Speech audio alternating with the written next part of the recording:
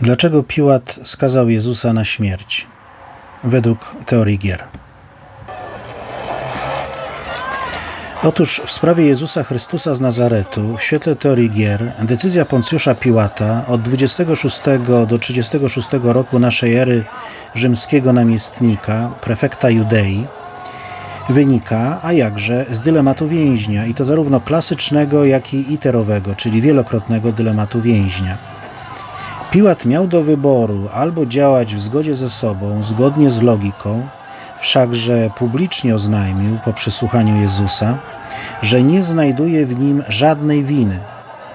Winien był więc, co i zamierzał, uwolnić Jezusa. W dłuższej perspektywie można przyjąć, że prawdopodobnie takim niezależnym, sprawiedliwym działaniem mógł był utrzymać swoją władzę dłużej niż jeszcze tylko przez 3 lata do 36 roku naszej ery, czyli dokładnie tyle, ile jeszcze przewodniczącym Sanhedrynu, najwyższej żydowskiej instytucji i religijnej, i sądowniczej w Judei, był Kajfasz, z którym Piłat ściśle współpracował, co go ostatecznie najprawdopodobniej pogrążyło i zgubiło.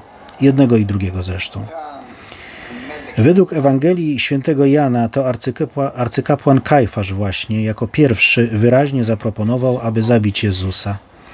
Stało się to po wskrzeszeniu Łazarza, gdy wielu ludzi uwierzyło w Jezusa. Arcykapłani żydowscy, patrząc w świetle z kolei teorii wyboru publicznego, public choice, myśląc racjonalnie, ekonomicznie, egoistycznie, obawiali się utraty władzy.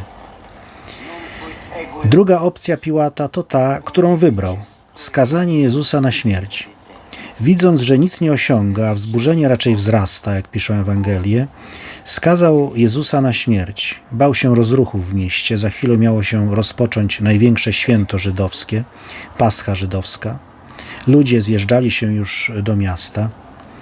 W wyniku przesłuchania Jezusa wiedział już, że właściwie nikt za nim nie stoi, bo Jezus mówił raczej o Królestwie Bożym. Mówił, że gdyby Jego Królestwo pochodziło z tego świata, to Jego uczniowie biliby się za Niego. Zatem Piłat wiedział, że Jezus jest w gruncie rzeczy sam na tym świecie. Z drugiej strony miał Sanhedryn, Kajfasza, z którym prawdopodobnie już dobrze współpracował od kilku lat. Współpraca ta polegała zapewne ze strony arcykapłana Kajfasza na zapobieganiu buntom czy wykrywaniu buntowników, a ze strony Piłata polegała na utrzymaniu w Judei status quo. Potwierdzeniem takiej współpracy jest fakt, że zarówno Piłat, jak i Kajfasz stracili swoje urzędy w tym samym czasie, we wspomnianym już 36 roku naszej ery.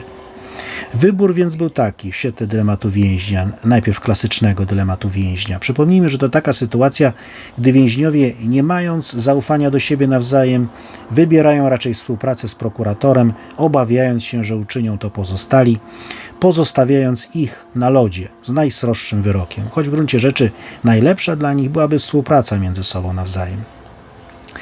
No więc Piłat mógłby współpracować z prawdą, z samym sobą, można powiedzieć, z logiką w gruncie rzeczy, pokazać władzę. Nie widzi w nim winy, to go uwalnia i koniec. On ma władzę. Ale Piłat nie ma zaufania do takiego rozwiązania. Pyta, cóż to jest prawda? I mimo ostrzeżeń żony woli nie ryzykować, woli bezpieczniejsze, choć prawdopodobnie bardziej krótkotrwałe rozwiązanie. Kontynuację współpracy z Kajfaszem, Sanhedrynem. A nawet przyjmując, że w świetle klasycznego dylematu więźnia Piłat pozostaje właśnie w dylemacie, to już nie ma wątpliwości w świetle wielokrotnego iterowego dylematu więźnia i strategii wet za wet. Obawia się odpowiedzi wetem za wet właśnie. Nie tylko wzburzenia tłumu, ale utraty władzy. Otóż kiedy Piłat był namiestnikiem Judei, władza w Rzymie formalnie była sprawowana przez cesarza Tyberiusza, a faktyczną władzę z jego mandatu cesarza Tyberiusza, miał w rękach minister Lucius Seianus, który przygotował zamach na życie swojego przełożonego.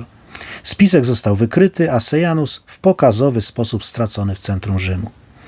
Kiedy zamierzenia Seianusa wyszły na jaw, Piłatowi grunt zaczął się usuwać spod nóg. Żydzi wiedzieli o jego przyjaźni z rzymskim ministrem.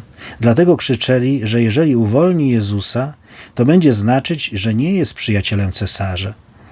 Piłat zatem przede wszystkim obawiał się realizacji strategii wet za wet i że tym wetem za wet będzie utrata władzy.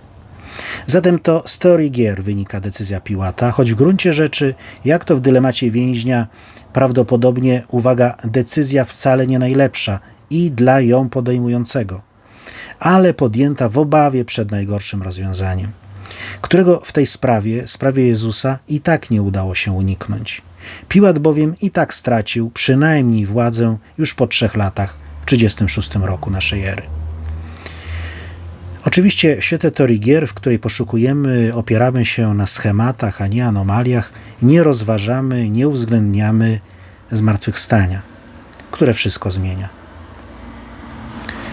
To była ekonomia w jednej lekcji, o ekonomii, o podatkach i o teorii gier.